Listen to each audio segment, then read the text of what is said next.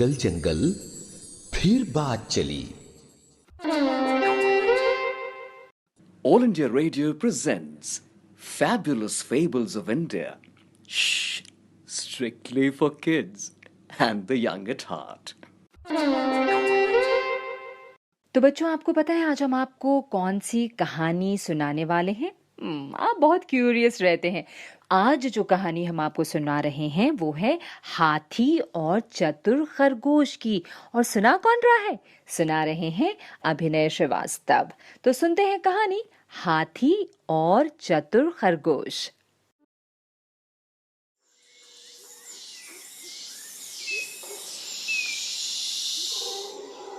प्यारे बच्चों, एक बहुत हरा भरा घना विशाल जंगल था।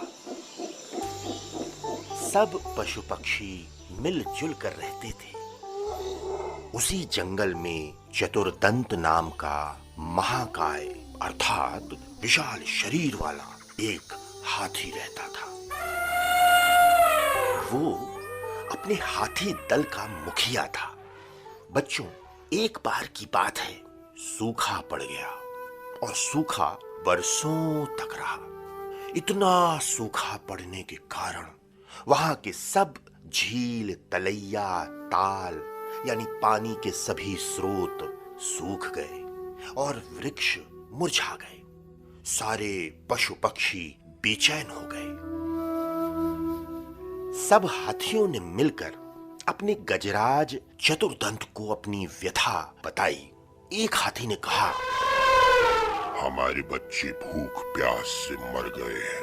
जो शेष हैं मरने वाले हैं, इसीलिए जल्दी ही किसी बड़े तालाब की खोज की जानी चाहिए। सभी हाथियों ने इस बात का समर्थन किया। हाँ, ठीक है। बहुत देर सोचने के बाद चतुर्दंत ने कहा, ठीक कहते हो। मुझे एक तालाब याद आया है। वो पाताल गंगा के जल से सदा भरा रहता है। थोड़ा दूर है, क्यों ना हम सब वहीं चले। हाथियों को अपने मुखिया चतुर्दंत की ये बात बहुत अच्छी लगी। फिर क्या था, सारा का सारा हाथी दल उस तालाब की ओर निकल पड़ा। तालाब दूर था। 5 रात की लंबी यात्रा के बाद सब हाथी वहां पहुंच गए और वहां का दृश्य देखकर हाथी दल बहुत प्रसन्न हो गया। तालाब में पानी था। फिर क्या था, दिन भर पानी में खेलने के बाद हाथियों का दल शाम को बाहर निकला। उसी तालाब के चारों ओर खरगोशों के अनगिनत बिल थे। उन बिलों से वहां की जमीन पोली हो गई थी। तो क्या हुआ कि हाथियों के पैरों से वो सब बिल टूट फूट गए। बहुत से खरगोश हाथियों के पैरों से कुचले गए। किसी की गर्दन टूट गई, किसी का पैर टूट गया, बहुत सारे मर भी गए। जब हाथी वहां से चले गए तो उन बिलों में रहने वाले लहूलुहान खरगोशों ने मिलकर एक बैठक की। उसमें अपने स्वर्गवासी साथियों की स्मृति में सबने दुख प्रकट किया तथा भविष्य के संकट का उपाय भी सोचा गया। उन्होंने सोचा, भाई आसपास कहीं और जल तो है नहीं।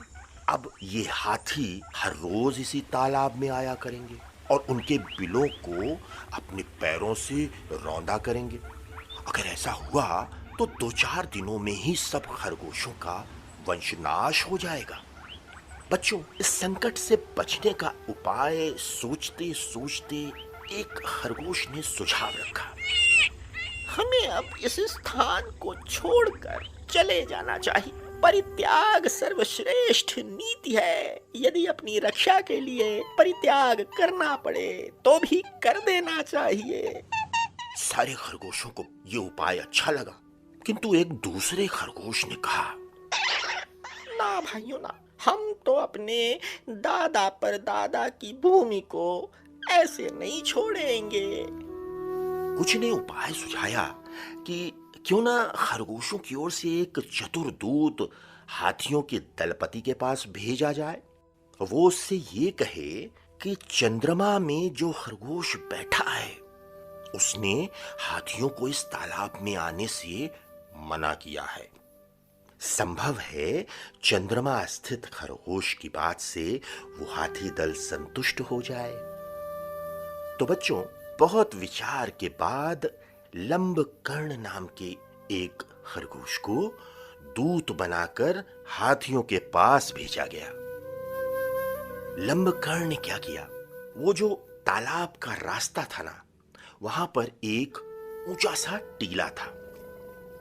वो उस टीले पर जाकर बैठ गया और जब हाथियों का झुंड वहां पर आया तो लंबकर्ण ने कहा, अरे भाइयों, ध्यान से सुनो, ये तालाब चांद का अपना तालाब है, यहाँ मत आया करो।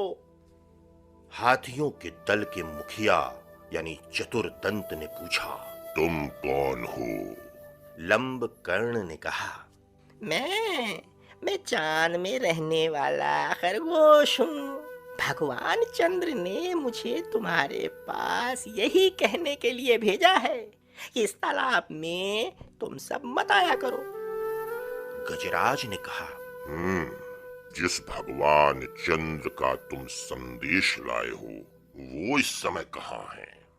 लंबकर्ण ने कहा, अब वो इस समय तालाब में है। कल तुम सब ने खरगोशों के बिलों का नाश कर दिया था ना, आज वे खरगोशों की विनती सुनकर यहाँ आए हैं और उन्होंने ही मुझे तुम्हारे पास भेजा है।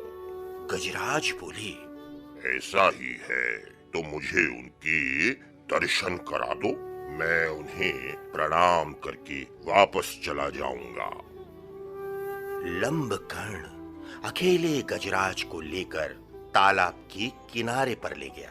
तालाब में चांद की छाया पड़ रही थी।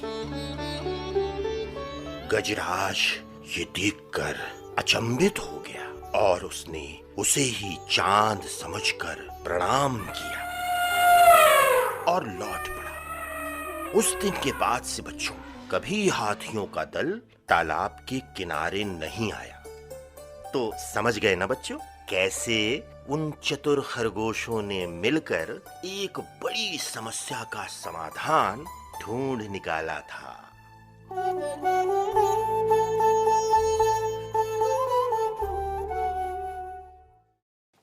कैसी लगी आपको ये कहानी हाथी और चतुर खरगोश की?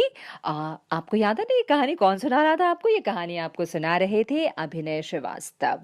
और हम आपको ये बता दें कि इसके बारे में आप हमें लिख सकते हैं फेसबुक पर, जो आपको कहना होगा अपने मम्मी पापा से या भैया दीदी से, जो भी फेसबुक पे हैं उनसे कहें कि वो आपको फेसबुक पर ले जाएं और आकाशवाणी फीचर्स जहां पर है वहां पर जाकर आप अपना कमेंट्स ज़रूर हम तक पहुंचाएं। हम आपके फीडबैक का इंतज़ार करते हैं, पता है। और क्या कहा, पहले के एपिसोड्स आप नहीं सुन पाए हैं? कोई बात नहीं मेरे दोस्त, हमारे YouTube चैनल आकाशवाणी AIR पर ब्रॉडकास्ट के बाद हर कहानी आप सुन सकते हैं। तो आज बस इतना ही, कल फिर हम एक नई कहानी के साथ हाजिर होंगे। Till then you take care and bye bye. A presentation of the Central English and Hindi Features Units. This program came to you from the External Services Division of All India Radio.